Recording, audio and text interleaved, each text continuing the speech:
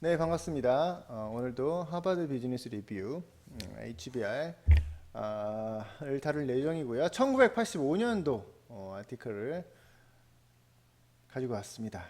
야, 우리가 지금 4차 산업혁명 시대를 얘기하고 2020년 기술의 최첨단을 달리고 있는데 웬 1985년도? 그럴 수 있죠. 근데 거꾸로 그만큼 아직 35년이나 지났지만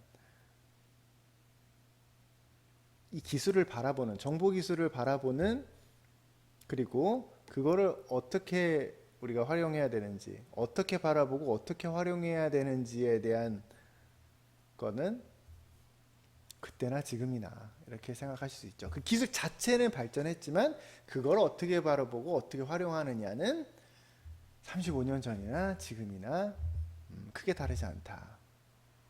근데 이제 새로 이제 자라는 세대들, 새로운 학생들은 또 이런 실수를 범할 수 있다. 그러니까 그 일맥상통하는 그거를 이제 잘 우리가 알고 적용하면 시행착오를 그만큼 줄일 수 있지 않겠냐 하는 측면에서 검증되고 파퓰러한 그런 많이 다루어지는 아티클에 대해서 우리가 이제 이야기 나눌 건데 저자가 마이클 포터와 빅터 밀러인데 마이클 포터 교수는 이제 전략의 대가라고 할 수도 있는 이제 굉장히 유명한 분인데 이제 이런 느낌이 이제 살짝 드는 거죠. 검증되지 않은 느낌적인 느낌. 아, 빅터 밀러라는 분이 거의 다 썼고 마이클 포터가 같이 이제 이름을 넣어준 거 아닌가. 왜냐면 이제 마이클 포터의 사상이 이제 많이 녹아져 있는 아티클이기 때문에 검증되지 않은 그냥 해보는 소리입니다. 그리고 왠지 그럴 것 같은. 자, 지난 시간에 했던 아티클 1976년도 아티클이었던 것 같은데 이런 내용으로 마무리를 지었습니다. 거기서 나왔던 이제 단어 중에 하나가 IT 기술은 기술이고 그 이전에 어떤 경쟁 전략이나 비즈니스 액티비티 어떤 활동 비즈니스 활동을 어떤 걸 해야 되는지에 대한 근본적인 이해가 깔린 위에 기술이 도와주는 거다 이런 걸로 마무리 셨는데 그렇다면 저런 경쟁 전략 저 내용을 어떻게 해야 되는지 어떻게 우리가 바라봐야 되고 비즈니스 액티비티가 뭐라는 건지를 이제 이번 아티클에서 받아서 이제 좀 충실히 이야기를 해주는 거죠. 근데 비슷했던 것 같아. 우리가 앞에서 다뤘던 무슨 일 났나? 네. 내용들이 비슷한 것 같은데 이런 느낌들이 계속 있어요. 이제 저 당시에만 해도 저게 이제 뭐 고유명사처럼 쓰였던 것 같은데 어떤 그러니까 IT 부서만의 이 일이 아니다 이런 게 계속한 그리고 단순히 컴퓨터라고는 했지만 그 기기만의 문제가 아니다 뭐 이런 거를 얘기하고 있습니다. 어떤 부서의 그러니까 IT 부서라고 해서 야 이제 IT니까 니네가 알아서 이런 게 절대 아니라는 거죠. IT는 전사적으로는 비즈니스를 도와주는 그런 거다. 절대 맡기면 안 된다. 그리고 단순히 뭐 기구 하나 샀다고 해서 끝나는 거 아니다. 예전에 한 10년 됐던 것 같은데 모 정유회사 돈 많은 모 정유회사에서 IT화 한다고 전 직원한테 아이패드를 싹 다 사줬다는 이야기를 들은 적 있어요. 거기서 끝나면 안 되죠. 그것도 하면서 그 위에 이제 그걸 활용도를 높이면 그건 대단한 거고 그냥 아이패드만 쫙 뿌렸다? 그럼 안 돼요. 그럼 그거 아니다라는 거죠. 단순히 하드웨어 도입 끝 그러면 안 된다. 뭐 이런 거가 계속 앞에서도 강조했던 그런 부분인 것 같습니다. 그래서 뭘 해야 되냐? 이제 이분이 이제 마이클 포터인데 저 아저씨는 이제 그게 좋은 것 같아. 어떤 큰 틀을 생각할 수 있는 그런 거를 이렇게 줘요. 생각할 거리를. 가령 예를 들어서 이건 예를 든 거예요. 이제 여러분이 이제 일하는 곳에서 뭐 회장님이랑 같이 어떤 IT 세미나를 들었어. 뭐 어떤 첨단 기술, 빅데이터, AI에 대해서 막 이제 들었다고 쳐요. 뭐 유명한 분이 와서 이제 막 얘기하고 뭐 하는데 이제 끝나고 가면서 이제 엘리베이터를 딱 탔는데 뭐 김 팀장 뭐 어떻게 생각해? 뭐 AI 뭐 저 어떻게 해야 되는 거야? 라고 물어봤을 때 네, 저거 해야 됩니다라고 하는 거면 좀 뭔가 좀 하수지. 뭔가 좀 하수 같고 너무 덥석 무는 것 같고 이렇게 이제 마이클 포터가 알려준 어떤 큰 틀에서 접근하면 이렇게 대답할 수 있는 거죠. 회장님 일단 크게 세 가지 관점에서 생각해 볼 수 있을 것 같습니다. 우리가 있는 산업의 변화에 대해서 산업 구조의 변화에 대해서 생각해 봐야 되고 그다음에 우리가 어떻게 경쟁 우위를 가져가야 되는지 그리고 마지막으로 신규 사업 관점에서 우리가 생각해 볼 수 있을 것 같습니다. 딱 했는데 엘리베이터가 땡 하고 도착하면서 이제 문이 열려. 그럼 이제 궁금하잖아. 화두를 던졌네? 각각의 굉장히 큰, 근데 얘가 뭐 아는 것 같아? 그럼 이제 김 팀장 뭐 점심 약속 있나? 같이 식사나 하지. 이렇게 뭔가 사람을 이제 더 이야기를 듣고 싶고 그거에 대해서 좀 더 얘기해 볼 수 있을까? 뭐 이런 뭔가 이렇게 궁금증을 자아내는 이제 큰 틀에서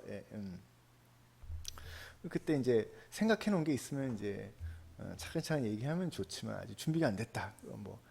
지금 고객사에 지금 제안서를 보내줘야 돼서 좀 죄송하지만 우리가 살짝 미룬다면 준비 막 해가지고 이제 차근차근 설명드린다면 정말 좋은 기회를 잡을 수도 있지 않을까. 그러니까 이게 85년도 아티클이잖아요.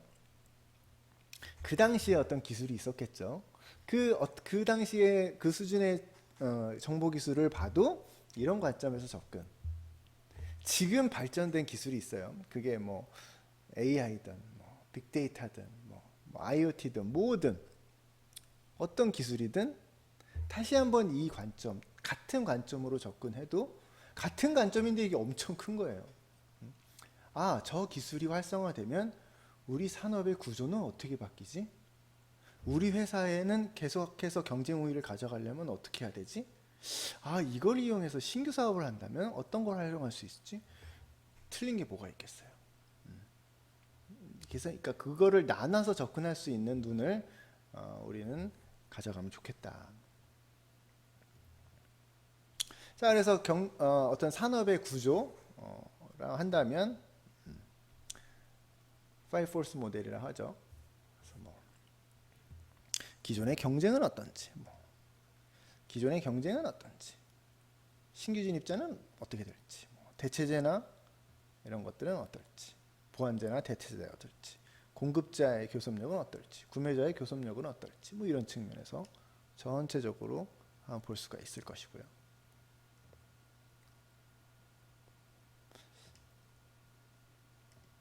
그 다음에 우리 회사의 경쟁 우위는 어떻게 가져갈 것이냐.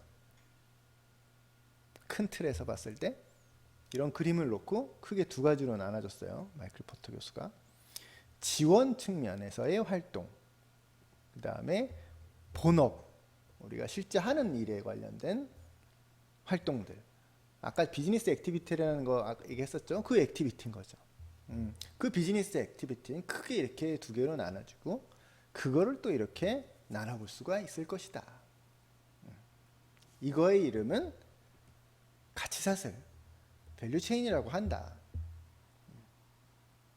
그 요 안에서 우리가 어디에 집중해야 되냐, 어떤 활동에 집중했을 때 경쟁 우위를 가져갈 수 있을 것이냐, 새로운 기술을 어디다 어떻게 적용했을 때 우리가 어떻게 경쟁 이런 걸 전체 큰 틀에서 바라볼 수가 있는 거죠. 그리고 이제 또 그림에 넣지는 않았지만 이제 신규 사업은 또 어떻게 해야 될지. 자, 오늘은 그래서 소개만 드릴 겁니다. 이런 식으로 소개만 큰 틀에서 드리고 다음에 이 아티클은 좀 열심히 한번 보려고요. 그래서 챕터별로 좀 더 상세하게 볼 예정이고요. 그 다음에 여기 나온 우리가 가치사슬 측면에서 어떻게 경쟁 우위를 가져갈지에 대해서는 한 단계 깊게 들어갈 겁니다. 깊게 들어가는데 할 얘기가 되게 많아요. 전반적으로 프로세스 관점에서, 프로세스는 이제 회사의 할 일이라고 보면 되는데 액티비티나 밸류 체인이나 프로세스나 다 이제 용어가 거기서 거긴데 이제 그거를 또 이제 다시 또 정리하고 또 프로세스 관점에서 밸류 체인이라는 프로세스 관점에서 좀 더 세부화에 들어가고 또 세부화에 들어갔을 때 그걸 이제 액티비티라 부른다 이렇게 하면서 조금 더 들어가서 회사의 할 일에 대한 전반적인 내용에 대해서 이제 다룰 예정입니다. 이렇게 해서 이 아티클의 이제 소개 인트로 부분은 여기서 마치고 다음 시간에 요 두 가지 앞으로 쭉 다음 시간이 아닌 거지. 이제 다음 시간에는 이제 깊게 상세하게 내용을 바라볼 거고요. 그 이후에는 저 밸류 체인을 조금 더 깊게 들어가는 그런 일정으로 한번 진행을 해보겠습니다. 자, 오늘 수고하셨습니다.